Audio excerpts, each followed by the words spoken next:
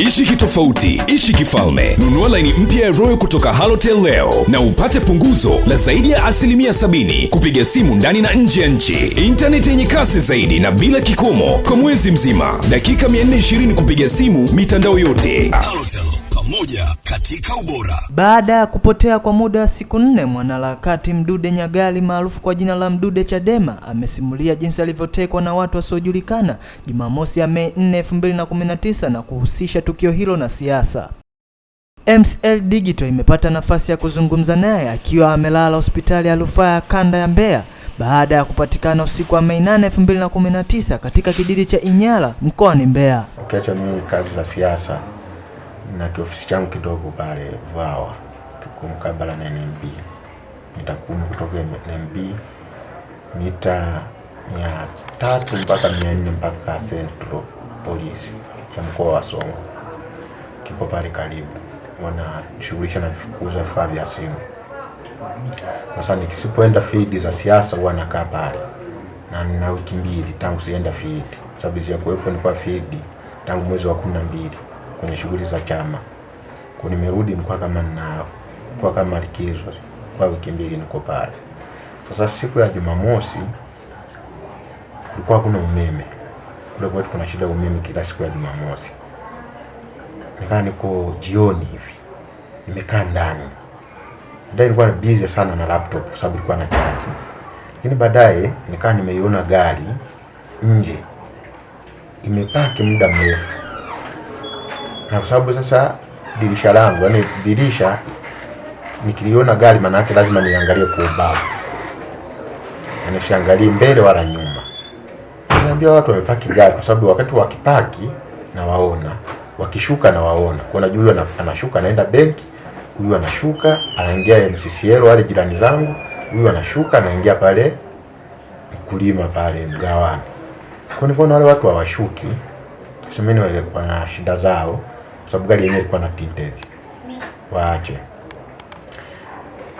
Ilikuwa kwenye saa 12 hivi. Saa 11, saa 12 jioni. Tabia kwa sababu za kiusalama. Usalama wangu na nini, na sipendi kutembea sana usiku.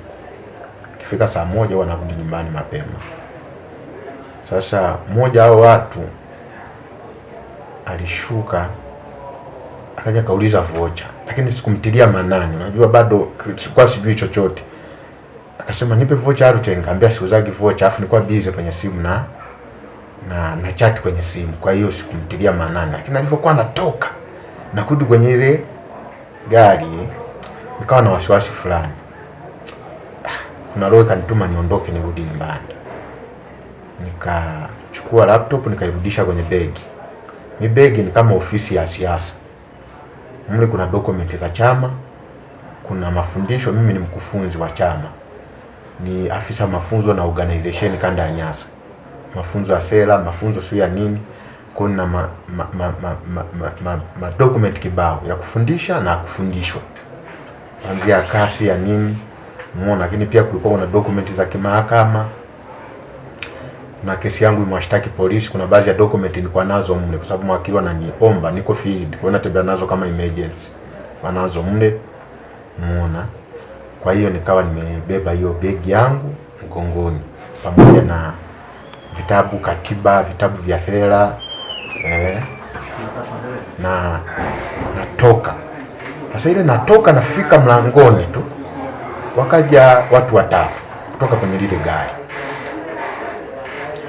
Mmoja akasimama kulia kwangu, mwingine kushoto kwangu, mwingine katikati.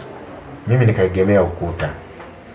Akasema sisi ni askari, tunahitaji kuondoka na wewe.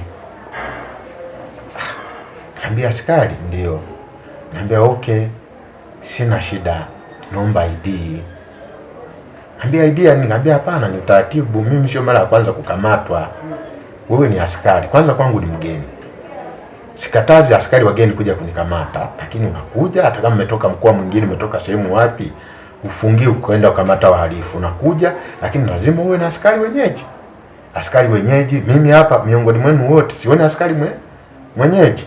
La pili, siwafahamu, sijai kuwaona. Alafu nataka mimi nikuamini useme ni askari. Kwani mimi nimeanza kushtakiwa leo, kamatwa leo? Kituoni napigiwaga hata simu naenda. Umeona? Sasa wakawa na nisogelea, umeona, nikamwambia hapana, msinisogelee, nikashaona hapo kuna dalili fulani ambazo sijazielewa.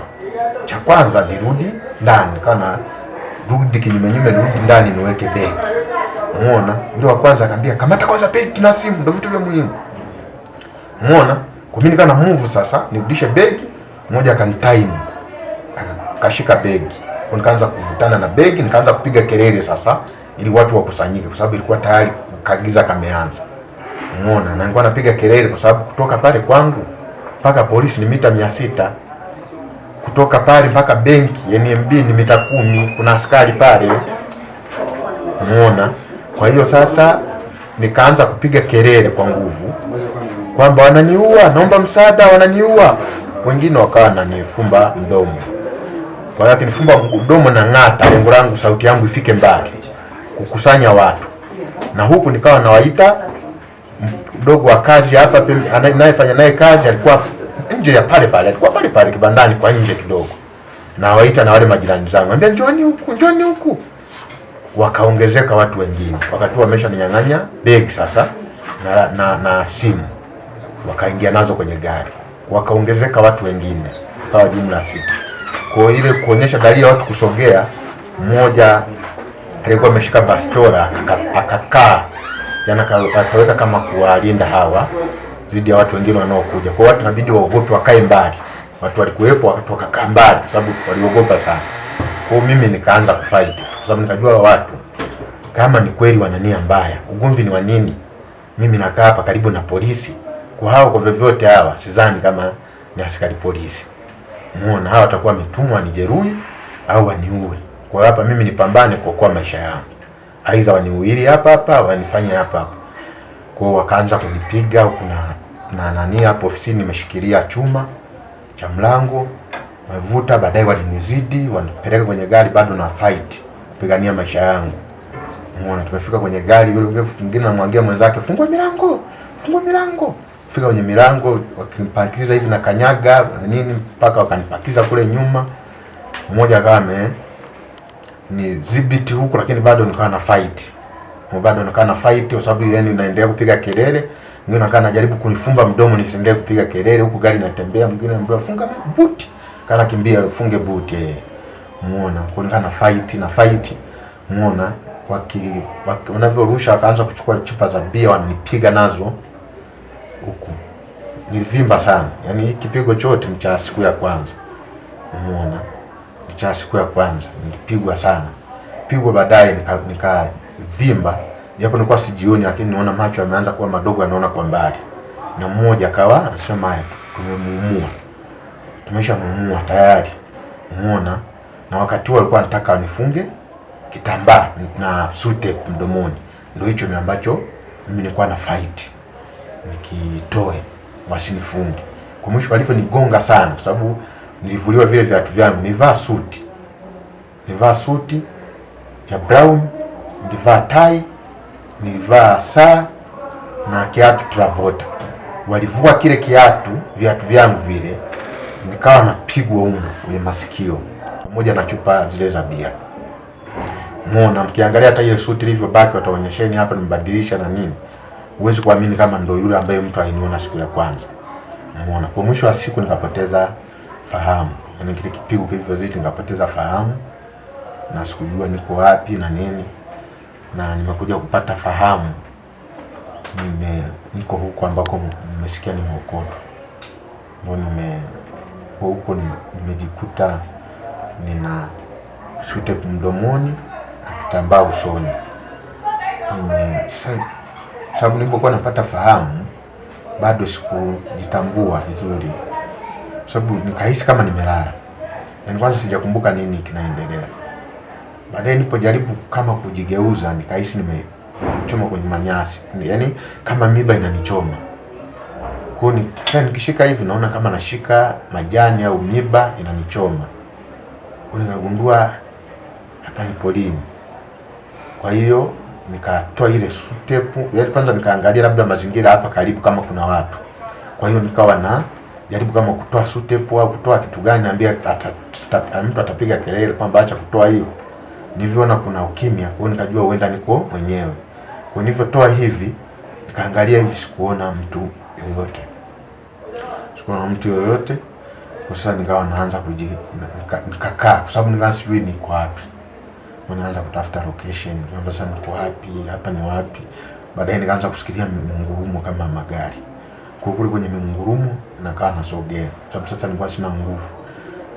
Naweza kusimama na pesu kanitembea mpaka hapo, mara macho anakosa nguvu ya kuona, nakaa natambaa mpaka nikafika barabarani. Fika barabarani nikaanza kuomba msaada. Nimelala hivi naomba msaada, na wapizi watu magari yananipita tu. Pita magari kwa muda mrefu sana na zaidi ya saa, yani kwa sababu magari ambayo niomba msaada nilikuwa naona mpaka mabasi yanapita yamebeba abiria. Yananipita magari madogo yananipita yote. Na kakamaa nasimama nasogea hata barabarani kabisa, mtu anakwepesha niwashata anakwepa gari yake. Na bahati nzuri akanapita bodaboda mmoja, na yeye nilimprizi sana. Nimuomba sana nikanyosha kwa muda mrefu. Nataka apitiliza, akaenda kugeuzia mbele. Ndio akarudi akaniuliza, "Wewe ni nani?" Nikamwambia mimi ni Mdude. Muona. Akasema sikufahamu wa wapi. Nikamwambia mimi natoka Mbozi, ndio nyumbani kwa Songwe. Nilitekwa, nimetupwa huku sijui niko wapi. Ndakaambia huko Inyara. Sasa mimi Inyara sikumsikiliza vizuri, nifikia anasema yuko Manyara.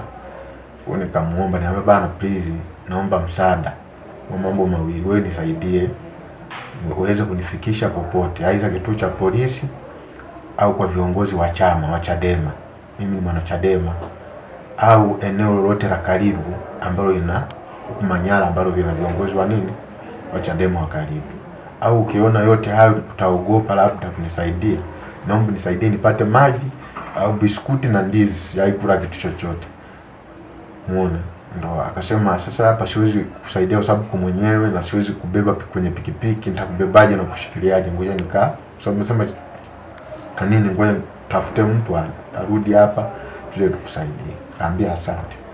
Muda sio mrefu kwa akatoka mbeba mtu akaja naye hapa, ndio yule mtu akamwambia, ndio nasema uko mfahamu huyu ndio amepotea kwenye vyombo vya habari, wanatangaza video na magazetini. Muona huyu kweli amepotea. Wakashuka kanibeba wakanipeleka kwa mwenyekiti wa kitongoji. Yaani kwa hiyo eneo tulitoka nibaki kidogo mpaka kwa mwenyekiti wa kitongoji. Akaanza kunifanyia huduma ya kwanza. Sasa niomba maji, wakasema kama hajawahi kula chochote asipewe maji. Nilikuwa najisikia kiu sana. Na nilikuwa juu sana. Mwisho wa siku akanipa maji kidogo, lakini akaniletea shida tumbo. Tumbo likawa limekaa hapa hivi. Kwa hiyo akasema basi kabla ya uji, kwa sababu kuna anaandalia uji, wakaniandalia kwanza wakaniandalia maji ya moto. Wakaanza kuninywesha maji ya moto. Nikakaa sawa, ndio wakaanza kunipa uji. Baada hapo nikamwambia basi watafuteni viongozi wote wa chama au polisi kama mna namba zao. Bahati nzuri yule mwenyekiti akampigia mwenyekiti jirani mwenzake wa kitongoji. Yule akaja akasema mimi na namba ya meya wa Mbeya, wa jiji la Mbeya. Akampigia meya. Nikaja baada kama lisaa hivi. Nikuja gari ikiwa na baadhi ya viongozi wa chama. Wakaja kunibeba huko. Wakanibeba kwanza kunileta hospitalini, na kabla hatujafika hapo hospitalini tukapitia polisi hapo Central, wakaomba PFC, wakasema faili yake iko Mbozi. Kwa hiyo tukapitiza kuja hapa hospitalini. Kwa hiyo hali yangu kama mnavyoniona naendelea vizuri. Maeneo ambayo hata nilipopata fahamu ni maeneo ambayo niliona sasa, kwa sababu siku ile nilikuwa napigwa. Kumbuka wale watu walikuwa wanapiga miguuni, wala mimi wakati tunapambana nao walikuwa wananipiga sura, kwa hiyo iliumuka. Kwa nilivyokuwa nimepata fahamu, niona macho yote yanaona. Kwa nikajua hata sura imefanyaje, imepona. Watu wakaniambia bado sura imevimba upande na kichwa kimevimba huko juu. Mnaona hivi. Umeona? Kwa hiyo ndio maeneo ambayo nilikuwa nasikia maumivu. Kwa nikitaka kulalia hivi au fanyeje nasikia maumivu makali. Na wakati walivyoniletea biskuti baada ya kunywa uji, watu wa kutafuna nilikuwa najisikia taya zinauma sana. Umeona? Kwa hiyo maeneo mengine ambayo sikuyaona ni maeneo ya mkononi, kwa sababu mpaka nakamatwa sikujua kama nilifungwa vitu. sio ni kamba, sio ni vitu pingu, kwa hata sijui ni vitu gani, lakini hivi sikufungwa nikiwa nafahamu. Maana yake hivi wakati nimeshapoteza fahamu, na huku kama mnavyoona hii hapa ya nani. Kwa hivi nimekuja kuviona nikiwa kule wakati wa nani kabla hajanileta hapa. Na hapa hospitalini ndio nimekuja kugundua kwamba kuna vidonda vingine wapi mgongoni. Muona na vyenyewe hivi sikuviona, manake kwa sababu nilikuwa sisikii maumivu, kwa sababu mimi na baadaye ndio akasema kuna vidonda vingine. Sio wale wa kwanza. Yaani sio wale walio kupigaga mara ya kwanza. Sasa sisi ni wenyewe sasa. Kwa hiyo sasa sikujua ni watu gani. Yaani hivyo wakati huo tulikuwa kwenye mapambano makali. Yaani kwa sio discussion ile sasa. Unajua wale watu walivyokuja, wangekuja kwa discussion. Mnafanya discussion ni polisi. Yaani kama au mnafanya examination mahakamani, mnahojiana na mawakili. Mnapeana dhamu na muda wa kuzungumza. Wale singekuwa shida. Huenda ningejua watu wamekuja na shida gani. Wale jamaa hawakuwa na hiyo shida. Kwa mwisho wa siku yani ilikuwa ni marumbano na vita. Pambana mpaka mimi napoteza fahamu. Muone. Watu kuonyesha sasa. Kwa gari na baadhi ya maneno ambayo ni yakumbuka. Hayo hapo. Muona. Lakini hayo mengine ndio wewe chukua chupa hii. Na nini? Chukua hii. Mpigie hiki. Chukua na viatu vyake huku na nini? Mkabe sio hivi. Yani ndio maneno ambayo alikuwa anasikika. Hayo ndio alikuwa yanasikika hivi. Muona. Ndio hayo. Sababu huwezi kusema mimi labda nilitekwa aidha kwa sababu ni tajiri. Mimi naishi chini ya $100 kwa mwezi. Maisha yangu ni ya kawaida sana. Yaani ukinisachi mfukoni na 10,000 20,000 muda wote.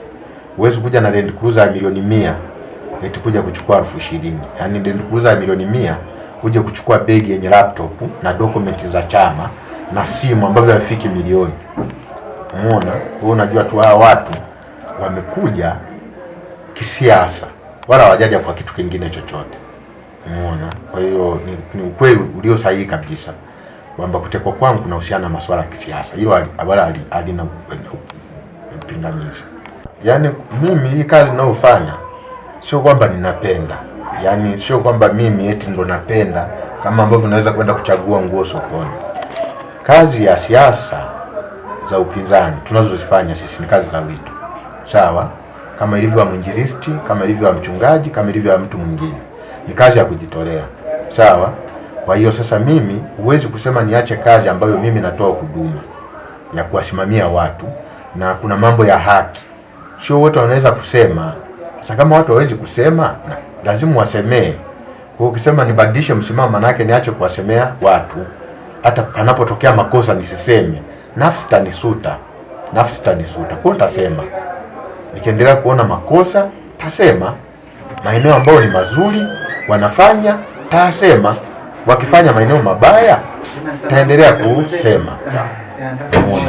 Sababu sisi wote hatuwezi kuwa watu wenye fikra moja kwenye nchi hii. Lazima tuwe na fikra tofauti.